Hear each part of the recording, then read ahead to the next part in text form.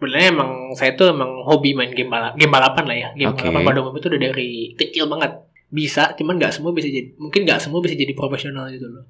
Cuman ada chance ada gitu loh. Chance ada. Cuman kalau kita ngomong nyampe level profesional, karena beratkannya yang jago nggak banyak, nggak dikit gitu loh. Ibaratnya sih kita F1 aja deh, itu 20 orang terpilih di dunia gitu loh. In 5, 4, 3, 2, 1, welcome back to I Think Podcast. Andika Rama. Iya, Mas Halo.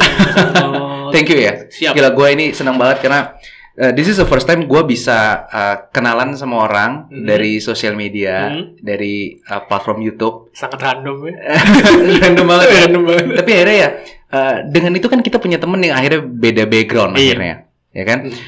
Rama ya? Rama aja panggil. Ram, mungkin bagi yang pertama kali nonton podcast ini atau yang dengerin podcast ini adalah Rama itu adalah seorang, gue sebut apa? Professional gamer atau apa sih kemarin gue juga? Gue juga lupa apa kemarin ketika ya professional e-sport player lah atau Professional e-sport play. Ya kalau gue ngomongnya kan racer ya. Cuma mungkin kalau orang tanya professional e-sport player aja. Nah itu sih yang menarik pertama kali gini. Pas pertama kali gue lihat IG lu, jadi awal sebenarnya ini gue juga thanks juga buat Moreno. Iya siap. Karena thanks banget Moreno Pratama ya. Iya Moreno karena gue juga kenal sama Moreno. Bener-bener dari Instagram juga. Terus abis itu bener-bener humble banget. Welcome lah maksudnya gitu. Terus abis itu gue dikenal sama lo dari Moreno gitu kan. Yang pertama kali gue bingung adalah so far gue kan lihat kalau gaming itu kan rata-rata kalau nggak PUBG, Mobile Legends dan segala macam. Pas gue ngeliat Instagram Moreno sama Instagram lu, ini gue tadi pertama kali mikirnya ya, lu pembalap bener. Yang bener-bener turun aja. Oh tapi gue nggak, ini game deh, ini kayaknya game deh gitu kan. Bagus banget grafiknya. Iya, grafik bagus banget. Maju banget kan. Maju banget. Makanya tadi gue mikir, oh ternyata sekarang e-sport pun juga dibagi lagi lebih niche lagi jadinya ya. Bisa dibilang begitulah. Oke. Emang balapan doang ini. Dan udah sebenarnya lu ngelakuin itu udah berapa lama? Apakah emang karena gue yang baru tahu atau emang masih? Kayaknya sih lu baru tahu. Kalau mulai terjun di dunia ini lah ya, kita nggak ngomong profesional dulu ya. Baru terjun ke dunia ini saya udah 10 tahun kali lah. 10 tahun. Ya, 2010. 2010. Ya 11 tahun berarti sekarang. Jalan 11 tahun. Berarti sebenarnya orangnya sebagai profesional e-sport racer itu sebenarnya dari 10 tahun lalu itu sudah atau baru-baru juga sekarang? Mungkin kalau zaman dulu ada cuman nggak banyak dulu. Dikit banget lah. Yang kita ngomong profesional lah ya dalam artian kan kalau profesional kan sorry di telepon. Kalau profesional itu kan ibaratnya kayak ada kontrak, ada agreement lah antara tim dan segala macam kan lah ya. Kalau kita ngomong profesional mungkin dulu nggak banyak, nggak sebanyak sekarang. Sekarang banyak banget. Udah mulai banyak lah ya. Di genre balapan ini udah mulai banyak. Berarti di genre balapan ini sebagai racer juga di Indonesia sini sedang lagi berkembang ya dong. Oh iya banget. Makin banyak lagi. Yang dari anak baru main gitu kan, sampai yang udah profesional pun juga udah ada sekarang. Nah mungkin pertanyaan gue adalah gini, kenapa akhirnya lu bisa terjun ke dunia yang gaming tapi menjadi seorang racer? Random atau emang kayak lu udah tahu dari awal? Racer balap beneran apa? Di e-sport dulu. Karena mungkin ini mungkin juga nanti kita akan bahas juga bahwa ternyata kemarin pas kita ngobrol juga secara dari WA ternyata lu juga dulu pembalap beneran nih. Iya, betul. Nah, nanti di belakang kita akan cerita lagi. Boleh. Untuk di e-sport sendiri ini dulunya lu emang sudah tahukah atau emang random aja lu jalanin hobi? Jadi sebenarnya emang saya tuh emang hobi main game balapan lah ya. Game balapan pada umumnya itu udah dari kecil banget. Ibaratnya kalau ibaratnya saya tuh dari SD itu game pertama yang saya mainin itu Gran Turismo. Oke. Jadi semua anak main itu nggak sih kayak zaman dulu ya? Cuman mainnya itu doang. Oh. Nyaris itu doang. Main game lain. Cuman balapan itu emang kayak ada passionate. Ya interesting banget lah ya. Dunia mobil lah ya. Mulai dari 2010 tuh baru lihat kayaknya udah pada mulai serius. Beli setir gitu loh. Betul itu ada tabungan juga jadi beli setir. Baru di situ ketagihan sampai sekarang. Oh, nah sampai di akhirnya di titik mana lu akhirnya tahu bahwa ternyata yang tadi lu dari iseng, dari yang lu nabung tadi beli setir, ternyata ini bisa profesional ya ternyata.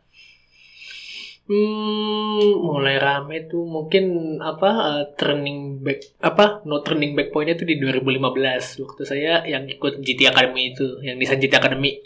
Itu apa tuh? Itu ajang dari kayak nyari gamer jadi pembalap beneran. Di Indonesia kah atau di luar? Di Indonesia. Jadi itu acara luar, cuman tahun 2015 masuk ke Indonesia. Oh. Dan kan saya emang dari kecil itu cita-citanya Kalau zaman dulu kan sebenarnya cita-cita di apa lah ya. Saya dari dulu jawabannya cuma satu sampai sekarang nggak berubah. Apa? Jadi pembalap. Dari kecil berarti. Cuman dari kecil. Cuman makin kesini makin disadari balapan itu tidak murah. Iya benar. Mahal banget kan lah, ibaratnya beli ban aja udah berapa, beli bensin aja udah berapa, belum tete bengek segala macam lah ya. Betul. Itu kan mahal banget kan. Jadi ibaratnya ya itu cita-cita yang nyaris susah untuk dikejar lah ya. Nah, dengan adanya sim racing ini atau game balapan ini atau ya orang nyebutnya sekarang digital motorsport ini, itu penyaluran cita-cita lah. Jadi bisa dibilang bahwa anak-anak nanti yang di luar sana yang pengen sama posisi mungkin kayak lo ya, pengen jadi pembalap ataupun itu, ternyata sekarang ada solusi murah. Ada solusinya berarti. Ada solusi. Tapi tetap menghasilkan gitu ya. Tetap lo bisa ya. berkarir, tetap berprestasi dan segala macam itu. Dan akhirnya di umur berapa lo akhirnya menjadi profesional e-sport racer berarti? Tanda kutip profesional berarti dari tahun lalu lah. Dari tahun lalu? Ngomong secara profesional lah itu dari tahun lalu. Nah, ini juga gue pengen tanya, sebenarnya orang bisa dikatakan sebagai profesional atlet atau apa? Atlet juga berarti sebenarnya. Atlet jatuhnya. Ya, e-sport atlet lah. Nah, itu sebenarnya adalah apa sih tolak ukurnya lu bisa bilang lu profesional, lu atlet, apakah harus gabung di tim atau apakah? Patokan saya sih ya, kalau saya ya, profesi apapun, kalau kita udah profesional, itu berarti ada kayak agreement antara pihak satu dan pihak dua dan pasti dibayar. Itu menurut saya itu patokan profesional. Karena selama lu belum tanda kutip menghasilkan, lu belum profesional, lu masih antusias jatuhnya. Oh, oke. Ya, expert mungkin ya, cuman profesional belum tentu. Itu kalau kita ngomong profesional. Nah, lalu bagaimana akhirnya bisa masuk timnya? Kan lu apalagi info juga buat orang bahwa lu masuk timnya di Singapura. Iya, timnya di Singapura. Jadi waktu itu si timnya ini dia bikin kayak semacam lomba gitu di Singapura. Yang hadiahnya adalah waktu itu kontrak terikat sama timnya. Jadi di-hire sama tim mereka. Saya berangkat ke sana gitu loh. Kan Singapura murah, pulang pergi kan. Oke. Ya masih masuk lah ya, dan di sana menang. Di sana menang, ya lanjut sampai sekarang gitu. Berarti bisa dibilang juga bahwa kan kebanyakan orang kalau dulu mindset bahwa sebagai gamer punya karir segala macam kayak udah main game aja. Ternyata ada usaha juga di balik itu yang lu bisa dibilang kayak gambling pun juga kan. Lu berarti ke Singapura juga lu nggak tahu bisa menang atau enggak. Iya, betul banget. Ya, gitu. Iya kan ya.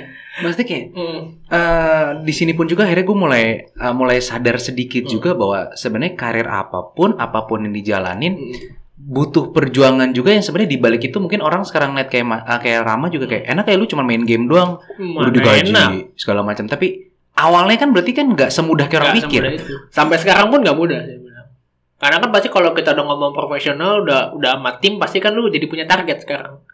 Ibaratnya kalau kita dulu waktu masih main-main doang kayak lu kok balapan kalah, ya udahlah ya kalah juga kan.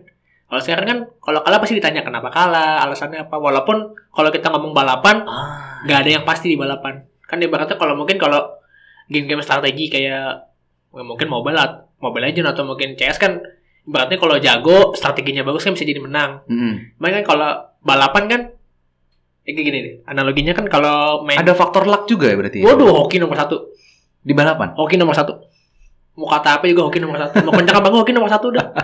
Ini nih gampangnya kan kalau kita main Mobile Legends atau mungkin main CS, itu kan ibaratnya walaupun 5 lawan 5, cuma kan ujung-ujungnya A versus B.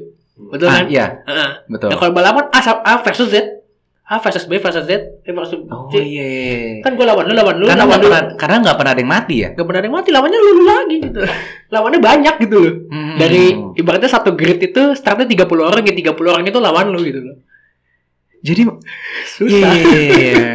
Yang mungkin akhirnya sekarang orang juga mulai sadar, jadi kayak selama ini orang pikir kayak enak ya main game doang digaji, main game doang dibayar, tapi ternyata pada saat menjadi profesional ada hal-hal lain yang sebenarnya orang itu masih belum tahu jadi akhirnya. Iya.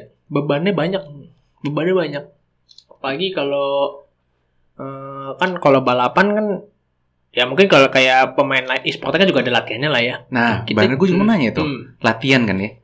Maksudnya orang walaupun gaming pun juga nggak bisa cuman kayak gue hobi ya main-main aja, tapi kan udah mulai ada jadwal yang jelas, ada training yang jelas juga dong berarti. Iya, sebenarnya nggak, itu sebenarnya lebih kembali ke tim. Cuman yang pasti ada latihannya. Ada kayak jadwal latihan, lu mau latihan kapan nih, latihan bareng yuk gitu, lu segala macem. Cuma mungkin kalau tim ngaku dia kayak belum fixin gitu loh. Lu harus latihan hari ini, terus report segala macam enggak. Tapi emang harus pasti ada latihan nih. Harus. Kalau enggak ya enggak bisa, Mas. Enggak bisa, sangat enggak bisa. Minimal kita ini kalau aku balapan lah. Kan balapan itu enggak cuma nyetir, perlu mikiran. Jadi ibaratnya perlu nyeting mobil. Ya, kemarin gue sempat lihat streaming lu tuh. Nyeting mobilnya kan enggak sehari. Oh. Aku nyeting itu, let's say balapannya, kita ngomong sekarang nih, balapannya let's say 2 minggu lagi. Itu latihan dari sekarang, itu bisa nyampe jam 3 pagi tiap hari. Dari jam berapa jam biasa? Ya, aku biasa kan kadang malam lah ya, jam 9. Kelar-kelar jam 3. Itu masih ngitung. Jadi main, istirahat, ngitung gitu. Ini kurang apa mobilnya sih gitu loh. Kan ibaratnya nyampe hari itu, waduh nih otak belum dapat lagi nih. Tidur, besok begitu lagi, ngitung lagi gitu. Jadi pas nyampe hari H itu, kitanya udah latihannya udah secara nggak langsung latihannya udah banyak, mobilnya juga udah jadi enak. Jadi ada development karir gitu. Nah, jadi bisa dibilang bahwa kayak walaupun terkesan quote unquote kayak cuman main game kalau orang bilang, ternyata preparationnya udah seperti kayak balap beneran. Lebih banyak. Lebih banyak. Lebih lama aja kan. Kayak berarti kalau balap, ya mungkin nggak tahu ya, kalau balap beneran kan mungkin udah ada engineer-nya segili yang emang udah ada job desk-nya masing-masing engineer. Kok ini lu hitung semua berarti ya? Hitung sendiri gitu loh. Superman. Oh. Oke. Ya mau nggak mau. Kalau mau menang harus begitu gitu loh. Ya emang ada orang yang emang jago dari lahir, ada gitu lah ya. Di balapan itu talent tuh jelas kelihatan banget. Ada, maksudnya kayak kan ada orang juga memang terlahir sudah punya skill sebenarnya. Iya, gitu lah ya.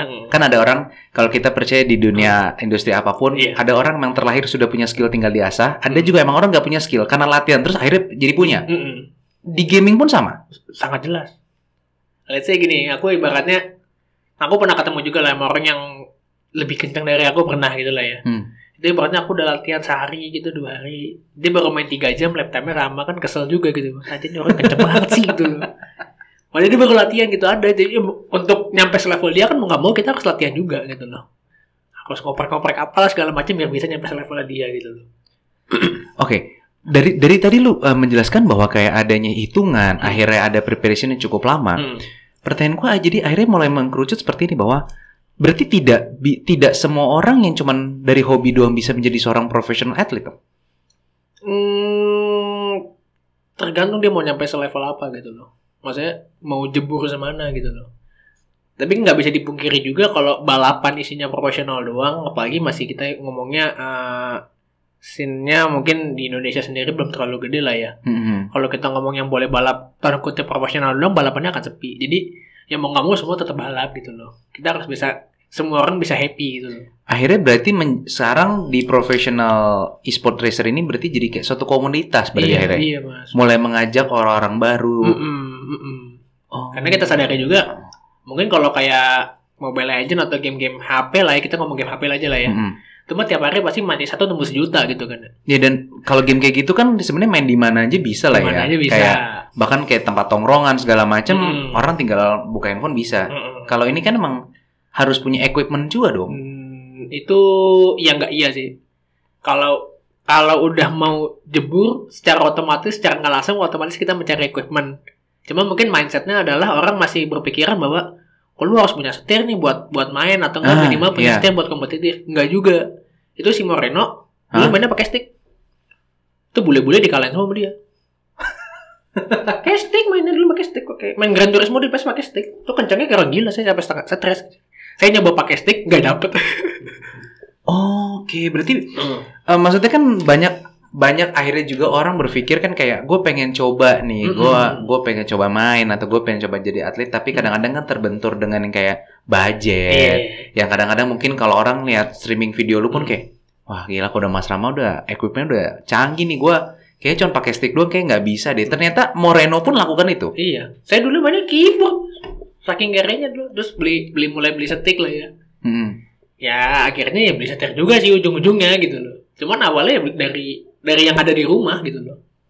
So berarti semua orang itu bisa lakukan tanpa harus mikir kayak, oh gue harus budget gede, gue harus bagus dulu baru gue terjun. Enggak. Soalnya kalau kita mau ngomongin budget mah kagak ada habisnya gitu loh. Ini kalau kita ngomong hardware itu mau hardware-nya nyampe seharga mobil juga bisa, seharga rumah juga bisa gitu loh. Ini kan nggak perlu nyampe sana gitu kan ibaratnya. Dengan yang kere-kore pun bisa dan bisa kompetitif gitu loh. Iya, karena kan gue pun sendiri berpikir selama ini kan kayak orang-orang yang di dunia gaming, kan gue tau misalkan kayak komputernya speknya udah harus tinggi, apalagi kalau kemarin gue ngeliat lo sebagai seorang e-sport racer juga, equipment lo udah canggih-canggih banget, men. Ya, seiring berjalannya waktu sih itu. Jadi orang tidak perlu memaksakan bahwa seorang kayak dari Rama pun aja yang bisa berkarir di sini, jadi kapten, direkrut sama tim e-sport, awalnya pun juga ngerasain tuh yang main pakai keyboard. Ngerasain lah. Zaman-zaman bocah dulu namanya adanya keyboard, ya udah main pakai keyboard gitu. Temen aja sekarang kayak masih banyak, bahkan masih banyak yang sekarang main tuh nggak perlu bikin PC yang mahal, lu nggak perlu, laptop kerja pun dipakai buat main sama mereka gitu loh. Iya, karena kan colok TV. Iya. Pakai stick juga sekarang kan juga ada stick USB juga yang masih murah-murah. Jadi sebenarnya apapun bisa dilakukan. Apapun bisa dilakukan gitu loh. Cuman ntar pasti emang pasti ntar pada ujungnya pasti pengen beli setir tuh. Udah kayak apa ya? Hobi ya yang udah tadi. Hobi. Iya benar. Kalau kita ngomong hobi kan nggak akan pernah habis. Nggak akan pernah habis. Gitu. Yang tadi lu juga harganya pun juga ya tinggal lu mau keluar budget berapa, bukan harganya berapa. Lu mau keluar budget lu berapa kalau pertanyaan kalau jadi hobi kan. Suka-suka kita gitu loh. Ntar pasti emang kayak kalau udah kayak mungkin di aku udah ngerasain kayak ada limitasi hardware gitu lah ya. Jadi at some point ya perlu upgrade. Cuman nggak perlu upgrade yang segini juga cukup lah gitu. Oke, berarti bisa dibilang terkadang orang atau yang pengen main itu egonya akhirnya ya. Iya. Bukan karena nggak bisa untuk berkompetisi atau tidak bisa mainnya, tapi karena egonya kayak keren, pengen. Iya, pengen doang sebenarnya nggak perlu, soalnya kalau kita ngomong yang mahal itu banyak di luar yang pakai yang harganya wadidaw itu belum tentu kenyang, belum tentu pro gitu loh. Kayaknya emang entusias gitu loh. Cuma kalau kita mau ngomongin nyampe pro, nggak perlu nyampe sini gitu loh. Ya kalau bisa, alhamdulillah gitu loh. Karena basicnya balik lagi adalah lu mau belajar atau enggak ya, bahkan iya. Dan sama tekniknya tuh sama semua. Lu mau pakai yang hardware murah, hardware mahal sama prinsipalnya gitu. Gila. Berarti seorang gamer, seorang Rama pun aja yang orang notabene pikir main, ternyata dalamnya masih harus belajar. Iyalah. Jadi orang yang tadi main buat refreshing, ternyata seorang profesional atlet itu pun juga ternyata ada stresnya juga nggak kalau kayak gitu? Mainnya udah stres. Ada? Oh iya ada lah mas lah. Kalau nggak ada, nggak termotivasi kalau nggak stres itu loh. Ada something wrong kalau nggak stres. Maksudnya kan kalau nggak stres kan berarti kan entah latihan atau nggak tahu kan gitu kan le. Karena lo ada target atau apa? Ada target pasti pengen menang gitu loh. Dan pernah nggak sih sampai di titik yang kadang kan bosen, ada nggak sih? Kayak kemarin lu juga kan tanding streaming 12 jam. Ada nggak sih di titik sebagai seorang profesional atlet kayak jenuh juga, mulai kayak kegiatan gue ini ya terus bisa 12 jam atau emang ada pasti. Ya ada, kalau ada bosen kadang tuh pernah kayak dulu tuh pernah ada ikut satu championship lah ya tahun lalu tuh yang tadi aku bilang yang sponsornya Honda tuh. Itu kan balapannya 6 seri apa 5 seri aku lupa. Itu jam latihannya sangat merusak hidup banget. Kalau buat orang lain pasti merusak hidup. Apa tuh? Latihan perusak hidup. Tidurnya jam 3 pagi tiap hari gitu. Berapa lama? Seminggu? Tiap hari. Jadi dari ronde 1 ke ronde 2 itu latihan itu nyampe jam 3 pagi gitu. Kelar balapan suntuk, udah gak sentuh tuh setir seminggu, bengong, ngapain deh, gak muter-muter kayak ngeliat daun segala macam. Itu kali ya, yang mungkin orang nggak pernah tahu bahwa seorang profesional gamer pun aja ada di titik yang kayak gitu ya, bukan yang kayak kalau orang pikir kayak main game enak, santai, refreshing, dia pasti nggak punya beban. Enaknya kayak gue harus kerja di kantor atau gue harus bisnis, gue pengen main game, sedangkan dia main game udah enak. Ternyata sama aja sebenarnya. Iya juga kalau santai ya. Iya nggak kenceng gitu banget. Bahkan temanku kan, aku banyak teman juga yang mungkin belum profesional, latihannya juga kayak aku gitu loh, seniat aku gitu loh. Jadi nggak cuma aku doang, nggak cuma profesional driver doang gitu loh. Berarti entusias pun ada yang seniat itu juga gitu loh. Menjanjikan nggak sih bagi seorang Rama bahwa untuk terjun, maksudnya di dunia profesional racer, apalagi kan ini niche banget ya. Menjanjikan nggak sih? Karena kan pasti banyak banget orang berpikir kayak orang, apalagi quote-unquote orang tua ya, masih mikir kayak, aduh dek, sekolah yang benar, mau ngapain main game terus. Tapi ternyata di sini kan gue hari ini ketemu sama lu bahwa lu bisa dikontrak sama tim e-sport dari Singapura segala macam. Sebenarnya menjanjikan nggak sih sebenarnya? Bisa menjadi suatu profesi nggak? Bisa, cuman kayak mungkin kayak sama aja kayak setiap profesi yang ada di dunia lah ya. Apalagi kita ngomong olahraga atau atlet, bisa, cuman nggak semua bisa jadi, mungkin nggak semua bisa jadi profesional gitu loh. Cuman ada chance ada gitu loh. Chance ada. Cuman kalau kita ngomong nyampe level profesional, karena berat karena yang jago nggak dikit gitu loh. Ibaratnya sih kita F1 aja deh, itu 20 orang terpilih di dunia gitu loh. Sedangkan yang pengen jadi pembalap F1 segitu banyak. So sesulit apa sih Rama sebenarnya di dunia industri lo untuk berjuang masuk tim e-sport, lu bahkan sebagai captain juga kan tim e-sport lu? Legend of Racers. Legend of Racers di Singapura kan. Sesulit apa sih berjuangnya seorang atlet e-sport sebenarnya yang orang mungkin nggak tahu kan mungkin. Yang taunya kan cuman kayak streaming, dilihat TV, main game, dapat hadiah 100 juta. Wah, keren ya, tepuk tangan kayak wih enak ya. Enak sekali hidup. Off kameranya itu loh yang orang kan nggak tahu sebenarnya. Sesulit apa sebenarnya sebagai seorang atlet e-sport? Lebih ke komitmen sih. Kayak misalnya kita mau target ada event apa gitu, ada lomba apa ya, latihannya tuh komitmen banget gitu loh. Gimana? Dan untuk bersaingnya bagaimana? Nah itu makanya kan yang komitmen nggak cuma aku doang. Banyak juga yang komitmen. Jadi nyampe track itu ya berat banget. Ujung-ujungnya lagi berarti sama aja kayak di semua industri, di semua pekerjaan bahwa persistence berarti ya benar-benar lu harus kayak komit, fokus. Jadi nggak bisa ngejarin cuma sebenarnya. Ya akhirnya makanya tadi kalau dari lu sempat singgung sedikit bahwa berbeda antara orang profesional dengan yang entusias. Beda. Karena ya dari komitmen tadi ya. Komitmen tadi. Oke. Harus struktur lah, schedule gimana, targetnya apa gitu loh. Dan mungkin juga yang gue penasaran juga gini, lu sebagai seorang profesional dan akhirnya kan menjadi captain ya. Alhamdulillah. Perjalanan itu bagaimana sih sebenarnya kalau di dunia e-sport menjadi seorang kapten itu apakah emang ada voting kah atau ditunjuk dari tim e-sportnya? Kalau in my case itu lebih ke kayak ditunjuk sama timnya. Karena mungkin tim ngelihat aku bisa kayak ngerangkul apa sih orang di sini bilangnya roster lah ya. Roster atau apa sih pemainnya? Ya pemain di sini ya pemainnya kan atau rosternya kan. Terus ngebangun chemistry, ngebangun bonding antara roster-roster yang lain gitu loh.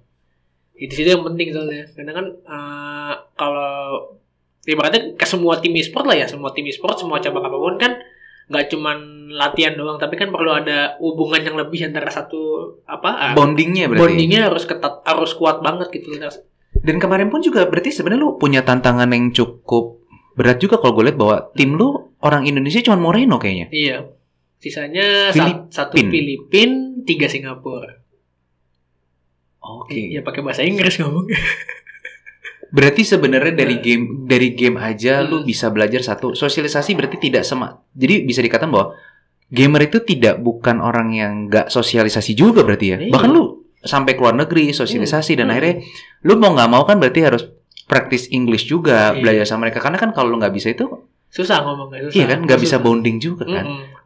Culture-nya juga beda nggak sih? Beda banget. Cara komunikasi sama Singapura nggak sih, Singapura malah agak sama, mungkin Filipina yang agak beda. Tantangan lagi buat lo, sehingga akhirnya lo harus mengenal manusianya lagi. Iya. Cara komunikasinya. Belum kalau lagi balapan nih, biasanya kan kalau lagi ngomong santai mungkin begini, cuman kalau lagi balapan kan adrenalin tinggi. Yang diajak ngomong gayanya lain. Jadi harus mikirnya juga, orang ini nih kalau lagi adrenalin ngejawabnya kalau gitu aja jawabnya begini gitu loh. Kalau lagi santai, relax gimana ngomongnya. Secara tidak langsung berarti lu juga belajar secara psikologi seseorang, mengenal karakter orang. Iya. Yang mungkin orang itu hal mungkin kasat mata kali selama ini orang lihat bahwa gamer ya main-main aja. Ternyata ada sisi di situ juga yang lu belajar juga bahkan. Iya. Jadi kayak ini gue kayak psikolog. Tapi mau nggak mau berarti kan. Mau nggak mau. Yang walaupun dengan usia lu 27. Tapi karena emang lu ngemban sebagai responsibility sebagai as a captain, mau nggak mau kan, lu harus belajar mungkin nurunin ego atau mungkin lu belajar juga nurunin kayak ya udah gimana, maunya gimana.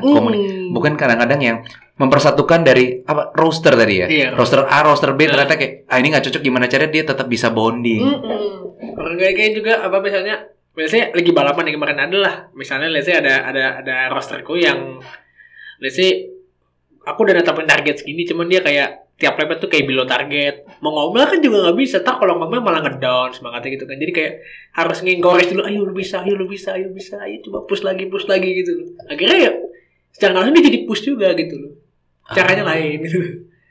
Harus nyari cara biar dia nggak cuma aku doang yang maju, tapi satu timku tuh maju semua gitu loh.